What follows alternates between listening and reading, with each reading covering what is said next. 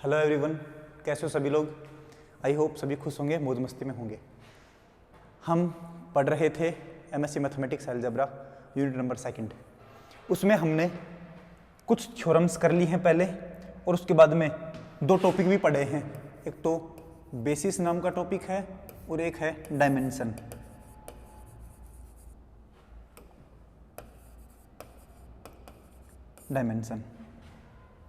Basis क्या होता है? अगर V ओवर F अपने पास एक वेक्टर स्पेस है तो इस वेक्टर स्पेस के ये जो V सेट है, इस V सेट का एक सबसेट लेना है हमें S, जो कि V1, V2, V3, Vn element रखता है। तो मैं बोलूँगा कि एक वेक्टर स्पेस है V, उस वेक्टर स्पेस का सबसेट है S, और S सेट में अपने पास कुछ एलिमेंट रखे हुए हैं। अगर ये S सेट Li सेट है एंड स्पेन करता है पूरे कैपिटल V को, कैपिटल V को स्पेन करता है, मतलब कैपिटल V को जनरेट करता है ये S सेट, मतलब S सेट से ही सारे एलिमेंट जनरेट हो जाते हैं कैपिटल V के, तो S सेट बन जाता है बेसिस। क्या बन जाता है? बेसिस। किसकी? कैपिटल V की बेसिस बन जाती है। एंड कैपिटल V की बेसिस जो है, उस बेसिस में जितने एलिमेंट हैं काउंट कर लेंगे उन एलिमेंट को। 50 एलिमेंट है तो 50, 60 एलिमेंट है तो 60। तो अगर अपने पास इसके अंदर जितने नंबर ऑफ एलिमेंट होते हैं वही उसकी क्या होती है? डायमेंशन होती है। ठीक है, अगर इसमें 50 एलिमेंट है तो इसमें डायमेंशन क्या होगी? 50 होगी, और अगर उसमें 50 एलिमेंट है तो उसकी डायमेंशन 50 होगी। 50, 50 जो भी होगा अपने पास। ठीक है, n एलिमेंट है तो डायमेंशन कितनी बन जाएगी? n बन जाएगी। ये हमने लास्ट क्लास में पढ़ लिया था। अब हम आगे चल रहे हैं और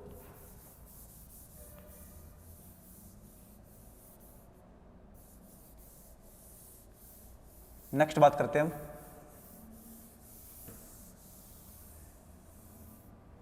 एक थ्योरम के। नेक्स्ट हमारे पास एक theorem,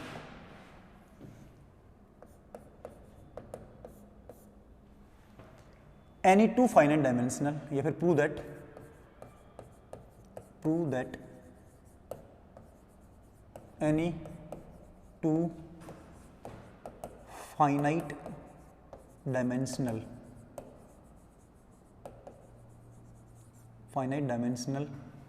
vector spaces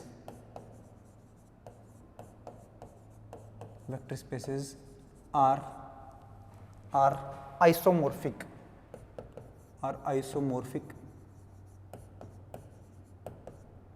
if and only if they have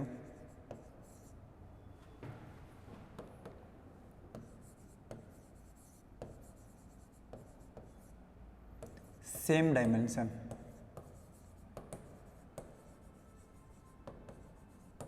समझना, पहले तो इसका मतलब समझो, उसके बाद हम प्रूफ चालू करते हैं।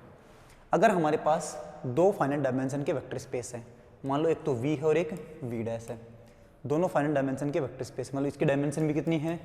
फाइनाइट। और डायमेंशन फाइनाइट होने का मतलब है कि इसकी बेसिस के अंदर नंबर ऑफ एलिमेंट्स फाइनाइट हैं, और इसकी डायमेंशन भी कितनी है? फाइनाइट है।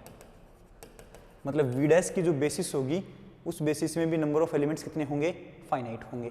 ठीक है, अब अगर ये दोनों आइसोमॉर्फिक हैं, दोनों वेक्टर स्पेस कैसे हैं? आइसोमॉर्फिक, तो हमें ये प्रूव करना है कि दोनों की डायमेंशन क्या होगी? इक्वल ही होगी।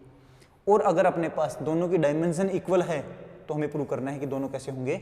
आइसोमॉर्फिक होंगे। इफ एंड ओनली इफ का केस है तो दोनों साइड से हमें प्रूव करना पड़ेगा। तो एक बार हम एक चीज़ लेकर के चलते हैं, दूसरी प्रूव करेंगे, फिर दूसरा लेकर के चलेंगे, पहला प्रूव करेंगे। चालू करते हैं यहाँ से।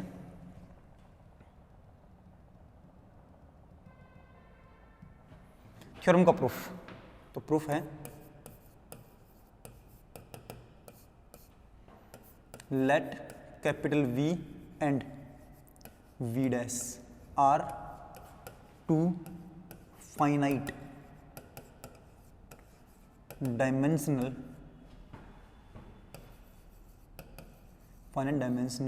Vector spaces,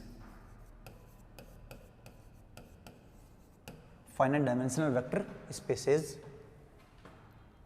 then finite dimensional vector spaces हैं and साथ में क्या मान लेते हैं? and let t from V to V dash, या फिर दोनों कैसे आइसोमॉर्फिक हैं, and let V and V dash are isomorphic।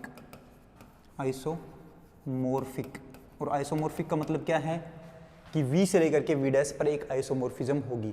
और आइसोमॉर्फिज्म का मतलब होता है कि V से लेकर के V' पर एक लीनियर ट्रांसफॉर्मेशन होगी जो 1 1 भी है और ऑन टू है। तो linear transformation plus 1 1 plus onto को हम बोलते हैं आइसोमॉर्फिज्म। और जिन दो वेक्टर स्पेसेज के बीच में आइसोमॉर्फिज्म बनती है वो दोनों वेक्टर स्पेसेज होते हैं आइसोमॉर्फिक वेक्टर स्पेसेज। तो V और V' दोनों आइसोमॉर्फिक प्रूव करना है, तो इसका मतलब है कि हमें एक मैपिंग डिफाइन करनी पड़ेगी V से लेकर के V' पर, जो मैपिंग लीनियर ट्रांसफॉर्मेशन भी है और 1 1 भी है और ऑन टू भी है।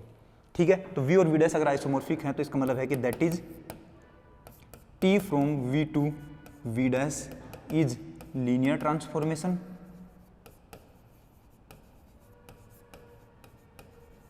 Transformation comma 1 1 and onto तो अपने पास जो V से लेकर के V' पर जो लीनियर ट्रांसफॉर्मेशन बनेगी वो लीनियर ट्रांसफॉर्मेशन होने के साथ साथ 1 1 और ऑन टू भी होगी। इसी का मतलब होता है isomorphism. That is T from V to V' is isomorphism. T mapping जो है वो तो है आइसोमॉर्फिज्म और V और V' होंगे आइसोमॉर्फिक वेक्टर स्पेसेज। ये तो हमने आइसोमॉर्फिक मान लिया है पहले ही।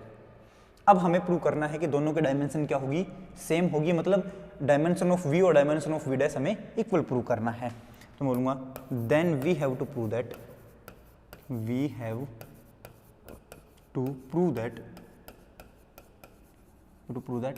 Dimension of V equal to dimension of V'। ये बात हमें प्रूव करनी है कि डायमेंशन ऑफ V और डायमेंशन ऑफ V' क्या होने चाहिए, इक्वल होने चाहिए। इसके लिए फॉर दिस सबसे पहले मैं मान लेता हूं कि लेट डायमेंशन ऑफ V कितनी है, वो है n, small n। Dimension of V क्या मान लेता हूं मैं, स्मॉल n मान लेता हूं। इसका मतलब है कि V जो वेक्टर स्पेस है उसकी डायमेंशन है n। तो V वेक्टर स्पेस की जो बेसिस होगी उस बेसिस में कितने एलिमेंट होंगे, n एलिमेंट होंगे, क्योंकि डायमेंशन वही होती है जो बेसिस में जितने नंबर ऑफ एलिमेंट होते हैं। तो बेसिस में एलिमेंट कितने बनेंगे, V की में n बनेंगे। तो ये बात हमें आगे लिखनी है। तो मैं क्या लिखूंगा, so number of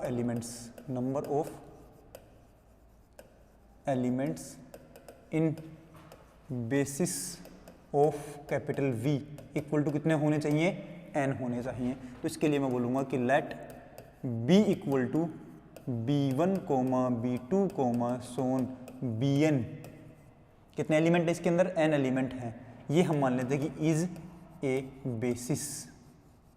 basis of capital V। ये हमने क्या मान लिया है, कैपिटल V की बेसिस मान ली है। तो हम बोलेंगे कि हमने V वेक्टर स्पेस की डायमेंशन मानी n, और n डायमेंशन अगर है तो उसके बेसिस में कितने एलिमेंट होंगे, n एलिमेंट होंगे। और हमने मान लिया कि B1, B2, B3, Bn जो है ये बनेगी बेसिस कैपिटल V की। अगर ये बेसिस है इसका मतलब है कि ये पूरा सेट Li है और ये पूरा सेट मिलकर के कैपिटल V को जनरेट कर रहा है। तो मैं क्या लिखूंगा, that is B equal to B1, B2, so on Bn is Li set and B generates या फिर स्पेंस कैपिटल V को स्पेन करेगा, ठीक है। ओके, अब हमें क्या प्रूव करना है कि डायमेंशन ऑफ V' भी क्या होनी चाहिए, n ही होनी चाहिए, तभी तो डायमेंशन ऑफ V और डायमेंशन ऑफ V' बराबर होगी। तो हम बोलेंगे हमें ये प्रूव करना है कि डायमेंशन ऑफ V' कितनी होगी, n ही होगी। ये बात हमें प्रूव करनी है, ठीक है। तो अब मैं मानता हूं कि लेट B' इक्वल टू एक सेट बनाया मैंने T of B1, T of B2, so on T of Bn is subset of, बोलो कहाँ का सबसेट होगा ये, TB1, TB2, TB3, TBn। कितने एलिमेंट है इसमें, n एलिमेंट हैं। B1 एलिमेंट है कहाँ का, V का एलिमेंट है। B2 भी कहाँ का है, V का, क्योंकि ये वेक्टर स्पेस कहाँ का, सॉरी ये कैपिटल V के क्या हैं, बेसिस के एलिमेंट, और बेसिस के एलिमेंट हमेशा वेक्टर स्पेस से आते हैं। तो B1, B2, B3, Bn अगर V के अंदर से है तो TB1, TB2, TB3, TBn कहाँ से होगा, इमेज ऑफ टी के अंदर से होगा। किसके अंदर से होगा? Image of T. तो ये सबसेट होगा, subset of image of T, image of T, image of T का सबसेट होगा। और आप ये कह सकते हो कि ये वी डैश का भी सबसेट होगा। और किसका सबसेट होगा? वी डैश का। क्योंकि कोडोमेन के एलिमेंट है तो कोडोमेन के एलिमेंट के अंदर से आएंगे तो कोडोमेन का क्या बनेगा? एक सबसेट बनेगा। क्लियर है? अब ये बताओ, now we know that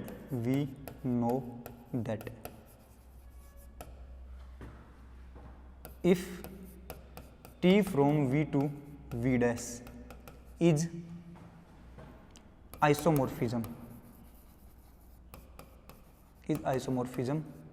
and b equal to b1 comma b2 comma so on bn is Li subset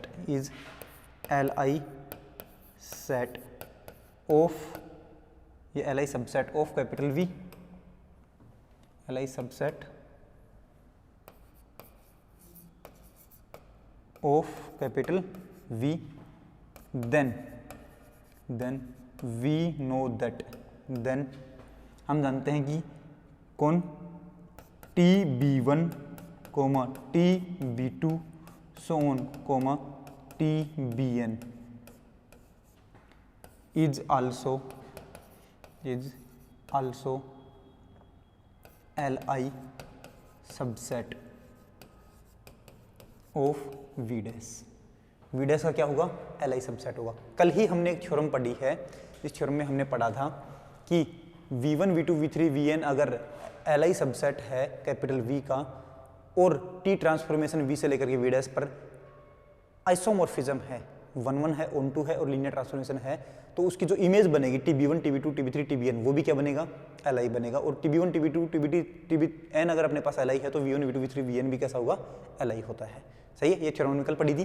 तो हम ये बात लिखेंगे यहाँ पर कि वी नो दैट अगर T V से लेकर के V डैश पर अगर आइसोमॉर्फिज्म है और B एक सेट है B1 B2 B3 Bn का, अगर वो Li सेट है तो TB1 TB2 TB3 TBN भी अपने पास कैसा होगा? Li सेट होगा। क्लियर है?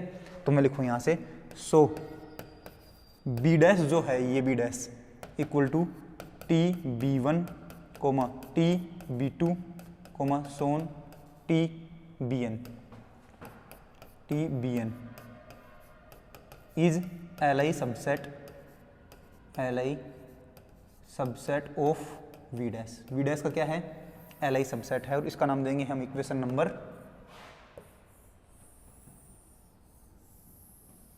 1। ये Li सबसेट है तो इक्वेशन नंबर 1। अब ये बताओ, अगर मैं TB1 TB2 TB3 TBN जो ये B डैश सेट बना है, इस B डैश सेट को अगर मैं कैपिटल V डैश की बेसिस प्रूव कर दूं, तो बेसिस प्रूव करने के लिए क्या करना पड़ेगा? एक बार तो B डैश को हमें Li प्रूव करना पड़ेगा। Li तो मैंने प्रूव कर दिया है। अब हमें ये प्रूव करना पड़ेगा कि B डैश जो है वो पूरे V डैश को जनरेट करेगा। तो अगर ऐसा हो गया तो मैं बोलूँगा B dash is basis of V dash. और B डैश अगर V डैश की बेसिस हो गई तो मैं बोलूँगा बेसिस के अंदर एलिमेंट कितने हैं? 1 2 3 n एलिमेंट है, तो V डैश की डायमेंशन कितनी बन जाएगी? n बन जाएगी। और यही हमें प्रूव करना है कि डायमेंशन ऑफ V और डायमेंशन ऑफ V डैश क्या होनी चाहिए? बराबर होनी चाहिए। डायमेंशन ऑफ V हमने पहले से n मानी है और डायमेंशन ऑफ V डैश भी अगर हम n प्रूव कर दें तो हमारा काम हो जाएगा। सही बात है? ओके। अब हमने इसको Li तो प्रूव कर दिया और हमें ये प्रूव करना है कि ये TB1 TB2 TB3 TBN जो है वो पूरा मिलकर के किसको जनरेट कर रहा है? V डैश को जनरेट कर रहा है। किसको जनरेट कर रहा है? V डैश को। अब हम ये बात जानते हैं, क्या बात जानते हैं? एक थ्योरम, कि एक थ्योरम के अंदर मैंने 4 पार्ट करवाए थे, उसमें चौथा जो पार्ट था वो ये था कि अगर V1 V2 V3 Vn capital V को जनरेट करते हैं तो TB1 TB2 TB3 TBN जो है वो इमेज ऑफ T को जनरेट करेंगे। अगर V1 V2 V3 Vn किसको? कैपिटल V को जनरेट करते हैं तो TB1 TB2 TB3 TBN जो है वो इमेज ऑफ T को जनरेट करेगा। किसको जनरेट करेगा? इमेज ऑफ T को जनरेट करेगा। वो वाली बात लिखेंगे हम। एंड वी नो दैट क्या जानते हैं हम कि if B equal to B1 comma B2 comma so on Bn spans capital V, then TB1 comma TB2 comma so on T B N generates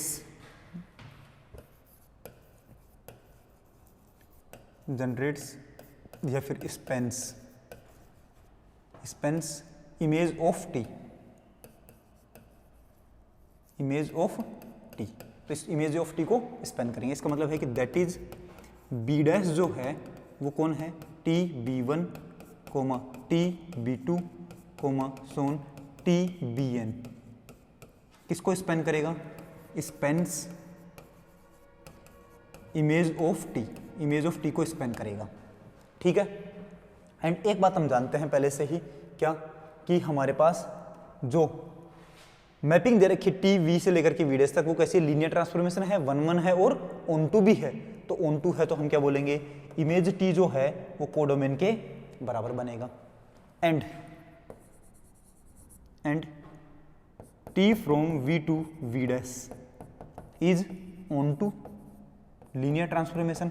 on to है तो इसका मतलब क्या है, that is image of T जो होगा, इमेज सेट जो होगा वो पूरा पूरा क्या बनेगा, कोडोमेन के बराबर बनेगा। हाँ कि ना। अब देखो बी डैश जो है वो इमेज ऑफ टी को स्पेन कर रहा है और image of T V dash के बराबर है। इसका मतलब है कि बी डैश जो है वो वी डैश को भी स्पेन कर रहा है क्या। हाँ, तो मैं लिखूंगा so B dash equal to T B one comma T B two comma so on T B N spans V dash. ये किसको स्पेन करेगा, वी डैश को स्पेन करेगा। और ये है इक्वेशन नंबर 2। इक्वेशन नंबर 1 तो बोल रही थी कि ये बी डैश जो है वो एल आई सेट है वी डैश का, और इक्वेशन नंबर 2 जो है वो बोल रही है कि बी डैश जो है वो वी डैश को स्पेन कर रहा है। तो मैं बोलूंगा from equation number 1 and 2 B dash V dash को स्पेन भी करता है और बी डैश वी डैश का एल आई सबसेट भी है। तो जो एल आई सेट भी होता है और स्पेन भी करता है वो क्या बनता है, बेसिस बनता है। तो मैं लिखूंगा फ्रॉम इक्वेशन नंबर 1 एंड 2, ये क्या बन गया अपने पास, बेसिस बन गया है। तो मैं लिखूंगा so from equation 1 and 2, equation 1 and 2 से क्या होगा अपने पास, बी डैश इक्वल टू कौन है, T B one comma T B two comma so on T B N Spence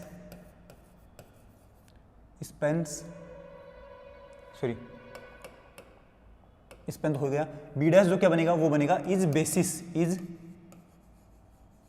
basis of V dash. ये जो बी डैश है वो वी डैश की क्या बन गई, बेसिस बन गई है। And number of elements in basis B dash equal to कितने हैं, n एलिमेंट हैं। हाँ कि ना। So dimension of V dash कितनी बनेगी, n बनेगी। हाँ कि ना।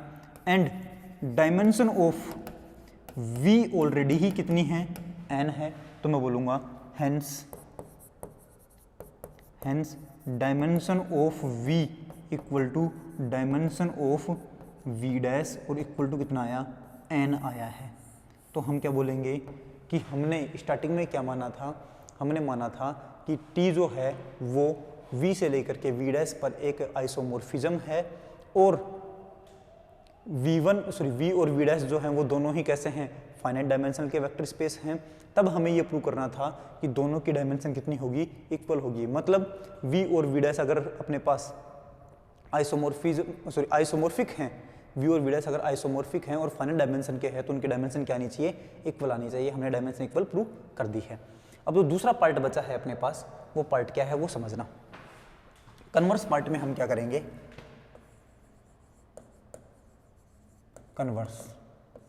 कन्वर्स पार्ट जो है उसमें क्या मानना है हमें, पहले तो कि let v and v dash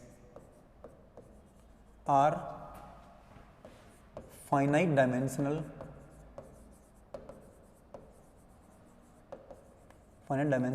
vector space. v और v डैश दोनों ही फाइनाइट डायमेंशनल वेक्टर स्पेस हैं और साथ में दोनों की डायमेंशन भी इक्वल माननी है। And dimension of v equal to dimension of v dash, दोनों के डायमेंशन इक्वल मान लेते हैं और किसके इक्वल मान लेते हैं, n के इक्वल मान लेते हैं, दोनों के डायमेंशन हमें इक्वल माननी है। देन हमें क्या प्रूव करना है, then we have to prove that we have to prove that, we have to prove that, क्या प्रूव करना है, अगर डायमेंशन इक्वल है दो वेक्टर स्पेस की तो दोनों वेक्टर स्पेस कैसे मिलेंगे, आइसोमॉर्फिक मिलेंगे। तो हमें प्रूव करना है, then we have to prove that v and v dash are isomorphic, और आइसोमॉर्फिक का मतलब है दैट इज v जो है वो आइसोमॉर्फिक होना चाहिए v डैश की, ये बात हमें प्रूव करनी है। और ये प्रूव करना है, इसका मतलब है that is we have to prove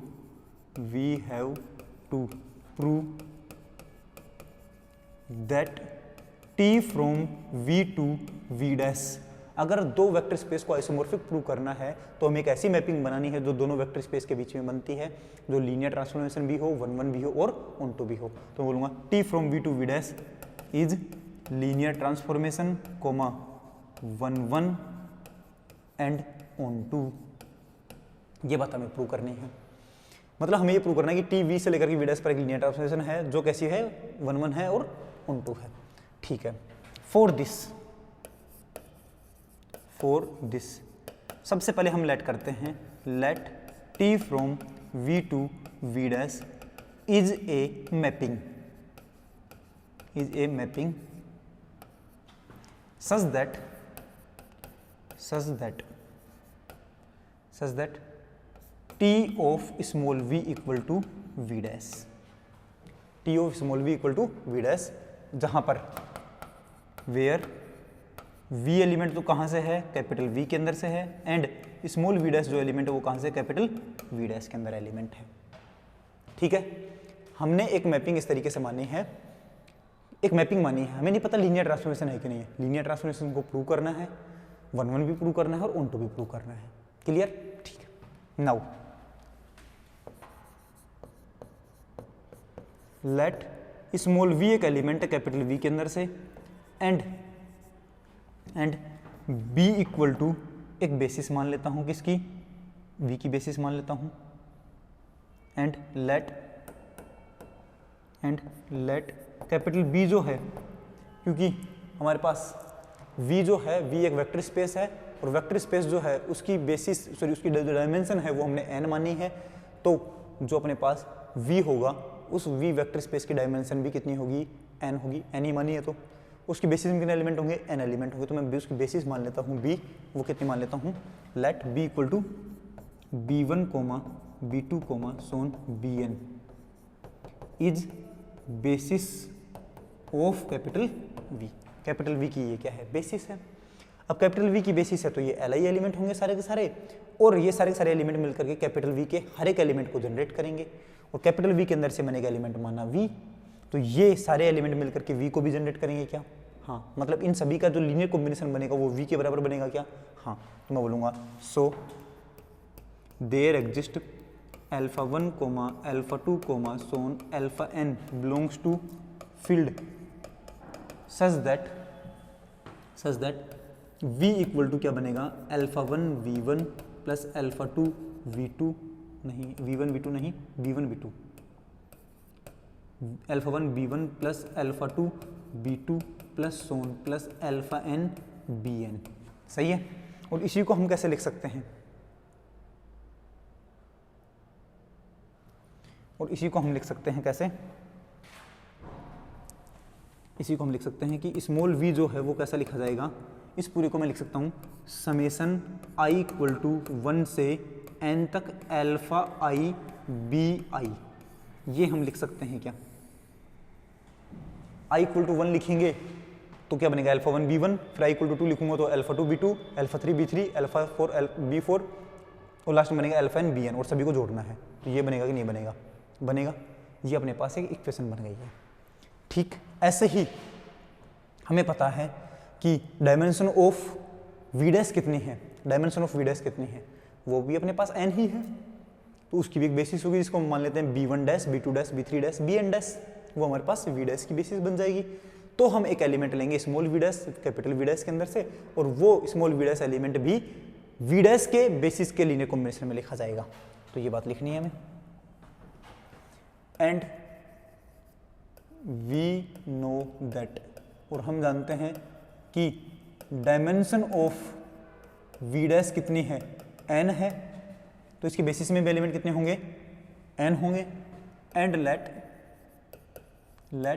B dash equal to, एक बेसिस मान लेता हूँ b1 dash, b2 dash, b3 dash, so on bn dash.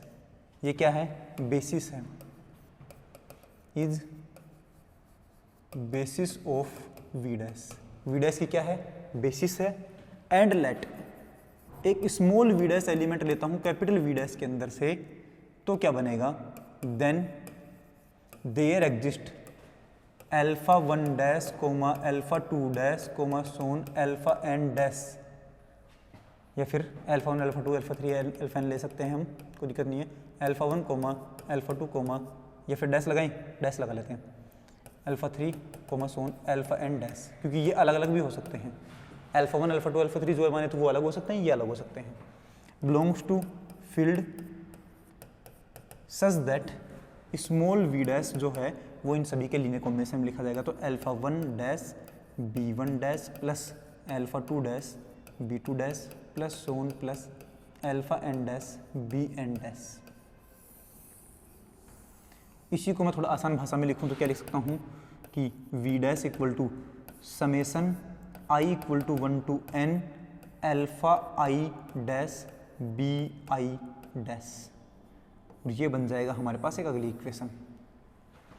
तो जहां जहां पर v आया है, स्मॉल v जो है वो कैपिटल v का एलिमेंट है, जहां जहां पर स्मॉल v आएगा वहां पर हम समेसन अल्फा i bi लिख सकते हैं, और जहां जहां पर स्मॉल v डैश आएगा जो कि कैपिटल v डैश का एलिमेंट है, तो वहां पर मैं summation alpha i dash bi dash लिख सकता हूं।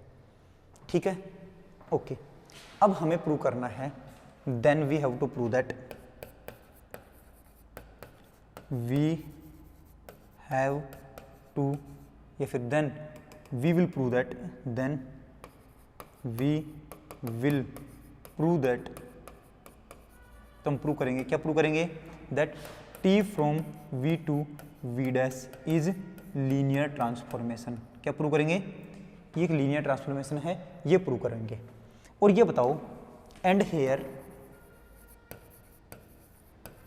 t जो है वो v से लेकर के v डैश तक इज ए मैपिंग, अभी तक तो कैसी है, मैपिंग है, वो भी कैसी, such that t of v equal to क्या है, v डैश है। कैसी है, t of v equal to v dash. और t ऑफ v कैसा है अपने पास, t ऑफ v कैसा है, तो यहां पर होगा t ऑफ v कैसा है, summation i equal to 1 to n alpha i bi है, और इक्वल टू v डैश कैसा है, summation i equal to 1 to n alpha i dash bi dash है। ये मैपिंग हमें पहले से ही हमने डिफाइन कर रखी है, ये कैसी मैपिंग लेते हैं। ठीक, मैपिंग चेक करते टाइम पे ध्यान रखना है कि टी के अंदर जो लिखा हुआ है वो हमेशा डोमेन का एलिमेंट होता है, और यहाँ पर जो इमेज लिखी होती है वो हमेशा कोडोमेन का एलिमेंट होता है। ये बात हम पहले से ही जानते हैं, जो नहीं जानता वो समझ ले अब। ठीक है, तो ये अपने पास मैपिंग बन गई है। इस मैपिंग को हमें लीनियर ट्रांसफॉर्मेशन प्रूव करना है, और लीनियर ट्रांसफॉर्मेशन प्रूव करने के लिए हम क्या करते हैं, four linear transformation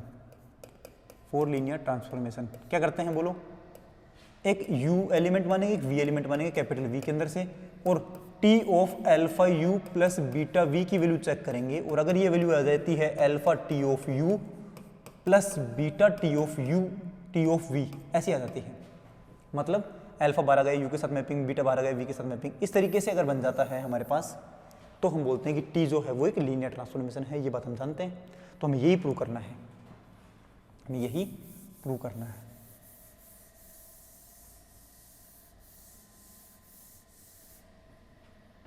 four linear transformation, let u coma v belongs to capital V। इसका मतलब क्या होगा, दैट इज u जो है वो कैसा बनेगा, कैपिटल V का एलिमेंट है, समेशन i इक्वल टू 1 से लेकर के एन तक alpha i b i and small v भी एलिमेंट कहाँ का है, कैपिटल वी का है, तो ये क्या बनेगा summation i equal to 1 to n beta i b i. ठीक है, एक अल्फा आई एक बीटा आई के लिए। Then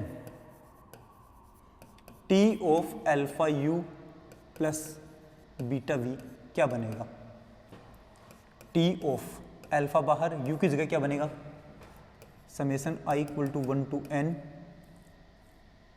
alpha i b i plus beta into v की जगह क्या लिखा जाएगा summation i equal to 1 to n beta i b i, ये बनेगा।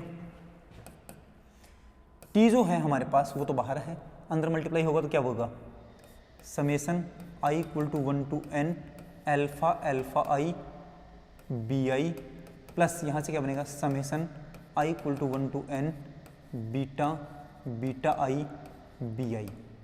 क्लियर है। टी हमारे पास ट्रांसफॉर्मेशन है, सॉरी मैपिंग है, टी बाहर है, समेसन कॉमन आ चुका है और बी आई उधर की साइड कॉमन आ चुका है, तो अंदर क्या बनेगा alpha alpha i plus beta beta i into b i, और ये है आई इक्वल टू 1 से लेकर के n तक। ये तो है समेसन, ये पूरा कांस्टेंट है और ये है बी आई। अब हमारे पास जो मैपिंग है वो क्या बोलती है, मैपिंग बोलती है कि अगर आपके पास टी लगा हुआ है, समेसन लगा हुआ है, कांस्टेंट लगा हुआ है और बी आई लगा हुआ है, तो वो किस में बदल जाएगा समेसन कांस्टेंट जो है उसके ऊपर डैश लग जाएगा और बी आई के ऊपर भी डैश लग जाएगा।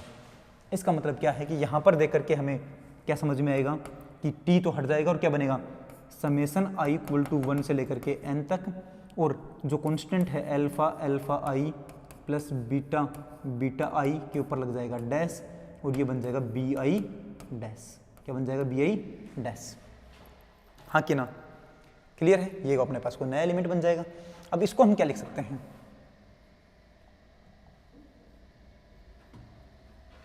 इसको हम क्या लिख सकते हैं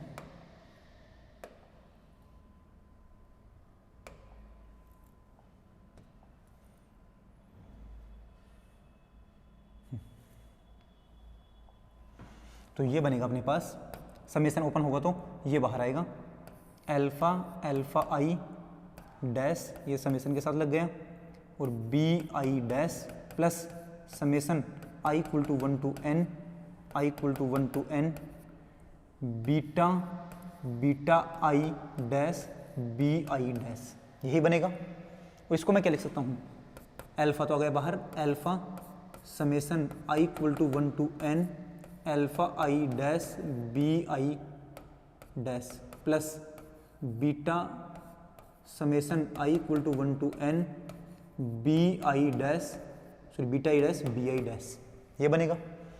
ये तो क्या है टी यू है और ये क्या है टी वी है, तो ये बन जाएगा अपने पास alpha into T of U plus beta into T of V, ये हो गया हमारे पास। तो मैं बोलूँगा T of alpha you plus beta V की वैल्यू क्या बन गई है alpha T of U plus beta T of we बन गई है।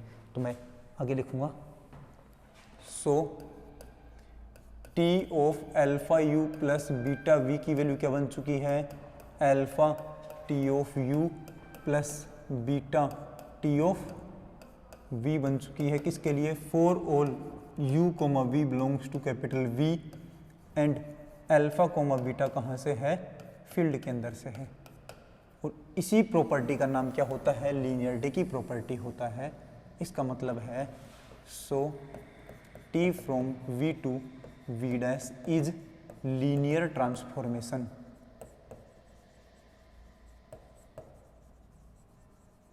Linear transformation. और ये है हमारे पास इक्वेशन नंबर, पहले इक्वेशन कितनी हो चुकी हैं शायद 2 हो चुकी हैं, कन्वर्स पार्ट से पहले हुई थी इक्वेशन 1 और 2, तो अब हमारे पास इक्वेशन हो चुकी हैं 2, तो ये है इक्वेशन नंबर 3, लीनियर ट्रांसफॉर्मेशन हुई है अपने पास अभी। ठीक है, अब हम इसको, अब हमें 1 1 प्रूव करना है, तो मैं लिखूंगा 4 1 1, लीनियर ट्रांसफॉर्मेशन के बाद 1 1 प्रूव करना है। और 1 1 प्रूव करने के लिए क्या प्रूव किया जाता है 2 एलिमेंट लेने हैं, जिन दोनों एलिमेंट की इमेज सेम है तो दोनों एलिमेंट भी सेम होने चाहिए, ये बात हमें प्रूव करनी है।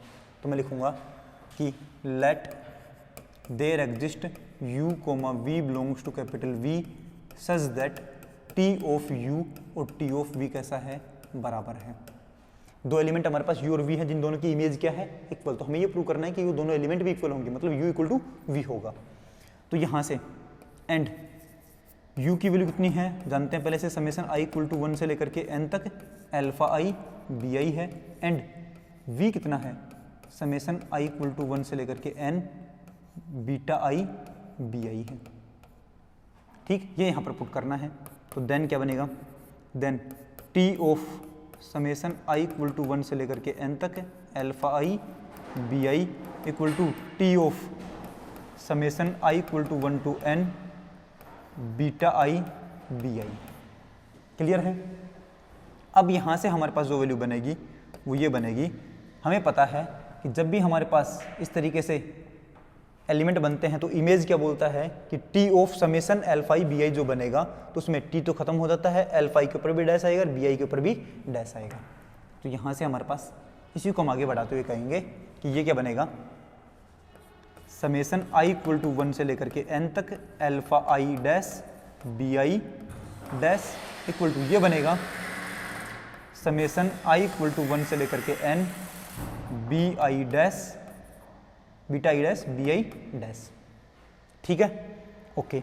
इसी को अगर मैं इधर लेकर के आऊँगा तो वैल्यू क्या बनेगी अपने पास, summation i equal to 1 to n alpha i dash bi dash minus summation i equal to 1 to n beta i dash into bi dash equal to पूरा पूरा ये भी कोडोमेन का एलिमेंट, कोडोमेन का एलिमेंट, तो कोडोमेन का element का तो जीरो डैश होता है एलिमेंट, इधर जीरो बचेगा, जीरो मतलब जीरो डैश एलिमेंट बचेगा। सही है। अब इसके आगे हमें इन दोनों के अंदर से कॉमन लेना है एलिमेंट, कॉमन लेकर के किस तरीके से एलिमेंट बनेगा वो चेक करना है।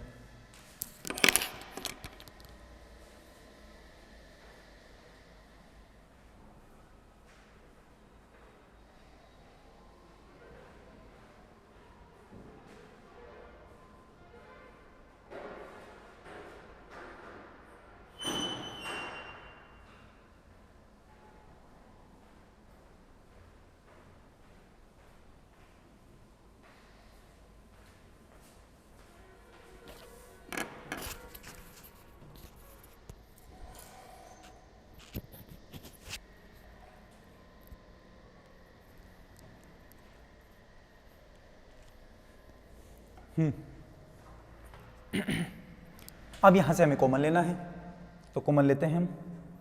समेशन कॉमन आ जाएगा, इधर भी समेशन कॉमन आ जाएगा, bi डैश कॉमन आ जाएगा, तो अंदर बचेगा alpha i dash minus beta i dash. तो नेक्स्ट बनेगा अपने पास ये समेशन i इक्वल टू 1 से लेकर के n alpha i minus beta i ये dash into bi dash equal to क्या बना, जीरो डैश। इसको ओपन करूंगा तो क्या बनेगा, alpha 1 dash minus beta 1 dash into b1 dash plus alpha 2 dash minus beta 2 dash into b2 dash plus so on plus alpha n dash minus beta n dash into bn dash equal to zero dash. मतलब b1 dash b2 dash b3 dash bn dash का जो linear combination वो है zero dash के बराबर, और b1 dash b2 dash b3 dash bn dash कौन है, बेसिस हैं v डैश की। v डैश की बेसिस होगी तो li होगी, और li होगी तो li के सभी एलिमेंट्स का लीनियर कॉम्बिनेशन अगर जीरो है तो सारे सारे कोफिशिएंट भी कैसे होंगे, जीरो होंगे।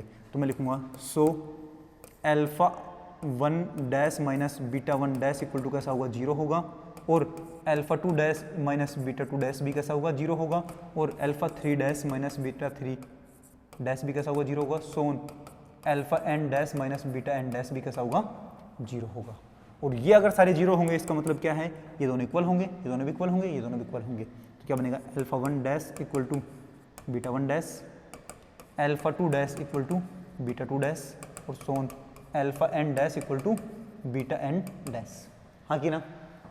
अब ये देखो, अगर सारे के सारे अल्फा i डैश और सारे के सारे बीटा i डैश अगर आपस में जीरो हो गए, सॉरी आपस में इक्वल हो गए, तो मैं क्या बोलूँगा, एंड u डैश क्या होता है, t ऑफ u, और वो कितना है, समेशन i इक्वल टू 1 से लेकर के n तक alpha i dash bi dash है, and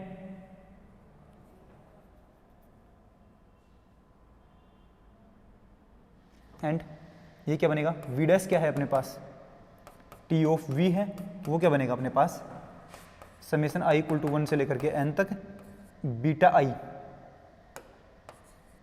I dash b i dash बनेगा, ये बनेगा।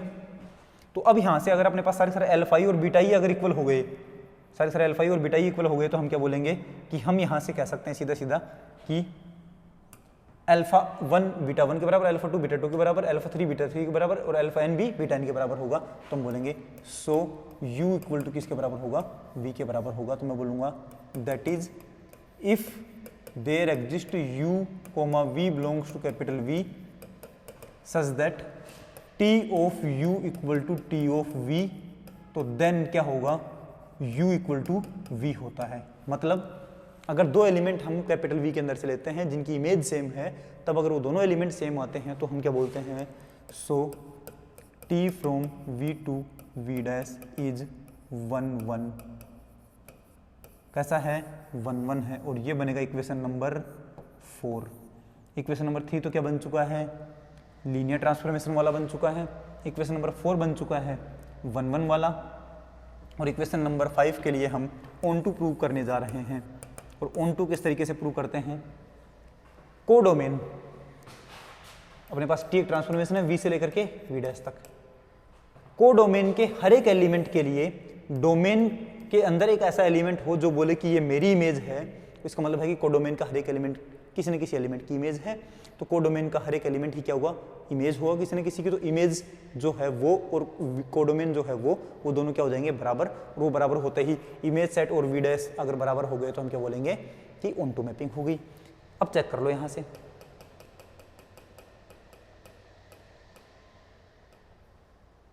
कहां पर अपने मैपिंग कहां पर मानी है, हमने मैपिंग मानी है ये देखना। यहां पर हमारे पास क्या है, ये summation alpha i b i, summation alpha i b i के हर एक एलिमेंट के लिए इधर देखो मैपिंग बन रही है alpha i dash b i dash. तो मैं क्या बोलूँगा, अगर आप कोई भी एलिमेंट लेते हैं एक alpha i dash b i dash, तो उसके लिए अपने पास इधर बिना डैश वाला एक एलिमेंट मिलेगा कि नहीं मिलेगा, मिलेगा। तो मैं बोलूँगा इसके हर एक एलिमेंट के इधर कोई ना कोई एलिमेंट मिल रहा है जो बोल रहा है कि मेरी इमेज ये एलिमेंट है। तो कोडोमेन का हर एक एलिमेंट किसी न किसी एलिमेंट की तो इमेज है ही है। तो मैं क्या लिखूँगा, यहाँ से सीधा हमें बस लैंग्वेज लिखनी होती है इसके अंदर।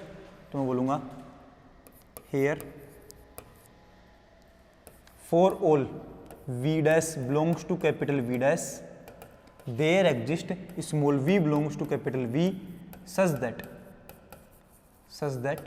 t of v equal to v dash। मतलब v dash के कैपिटल v dash के हर एक एलिमेंट के लिए डोमेन में कोई ना कोई ऐसा स्मॉल v एलिमेंट मिल गया है जो कि अपनी इमेज v dash बना रहा है। मतलब कैपिटल v dash का कोई भी एलिमेंट खाली नहीं है। तो मैं लिखूंगा so t from v to v dash is onto, कैसी है ऑन टू है। और ये है इक्वेशन नंबर हमारे पास 5।